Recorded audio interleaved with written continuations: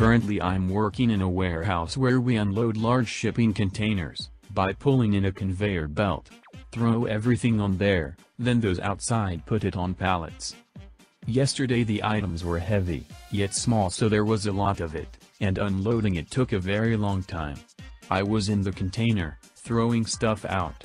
At one point a co-worker looks and says, "What? Haven't you gotten any further? You're working so slow." Whenever the pallets get full they have to remove it, take a new one and then start on that, which tends to leave a small standstill.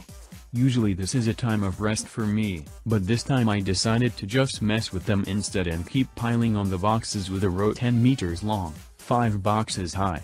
Which is actually quite hard to remove them from the belt efficiently.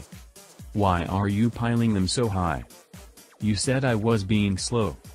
To deal with that mess, obviously the belt stops again, and I make a new gigantic pile. Gaia. Stop. I take it back.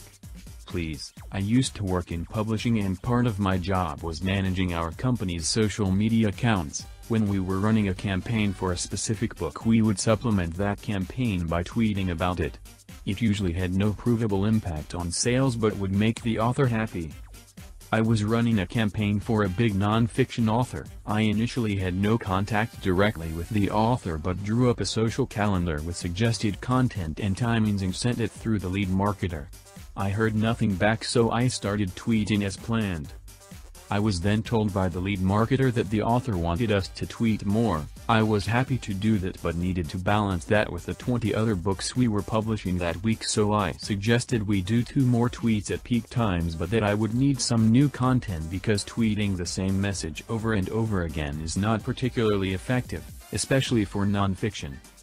Now, at this point the author found my work email address online and decided to email me directly. I then received 4 emails in 15 minutes, in all caps, badly spelled and bright red, I kid you not, telling me all the things I was doing wrong. Apparently this author wanted to market his 800-page history book as a sensational, romance-filled family epic. We had included some marketing on this side, but we were still making it clear that this was a history book, not a fiction one. He wanted to skip the bit and mislead people into thinking it was historical fiction. The author proceeded to dictate 10 tweets to me that he wanted me to tweet that day. I went to ask the lead marketer if this was in line with her campaign and she told me to do whatever he asked. In the time it took me to speak to the lead marketer, the author emailed me an additional 5 times, escalating massively each time and ultimately telling me he would get me fired if I didn't do this right now and post exactly what he told me to post. So I did that. I posted each of his requested tweets exactly as I had sent them to me. None of them had links to purchase, none of them had images, several of them had spelling mistakes, and he consistently spelled his own Twitter handle wrong. When he complained, I forwarded the series of abusive emails he had sent me to the head of marketing, and he was banned from ever communicating with marketing staff outside of his lead again. I did get a bit of side-eye, but I was told to just delete the tweets and ignore any further emails from him. The instructor was quite down to earth, and refused to focus on one religion. The course material she delivered was a quick historical overview of some of the most followed religions throughout the world. This was just a 100-level course, so the most in-depth material was an overview documentary that she tended to show us at the end of every chapter of study. The final exam for the course was to hand in a paper on one of the religions covered throughout the course. It must be 5 to 10 pages long.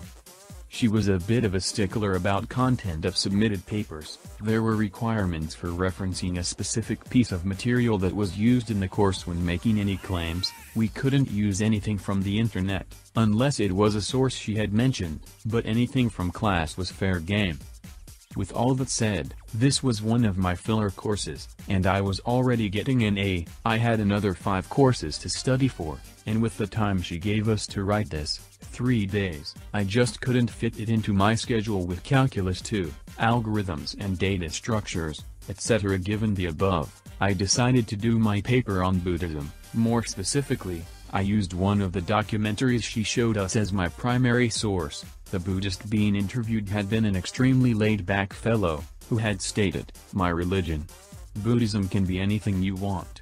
Just pick something and go with the flow. That one comment had stuck in my mind throughout the course, so, given that it could be anything I wanted, I took a screenshot of a tree from EverQuest. This was 2003. After all, stretched the graphic to be 8 pages long, printed it in grayscale, stapled a Kraft Singles cheese slice, still wrapped in plastic, to the elongated printout, and set it on her desk at the start of the final class period, between several of the other students' papers.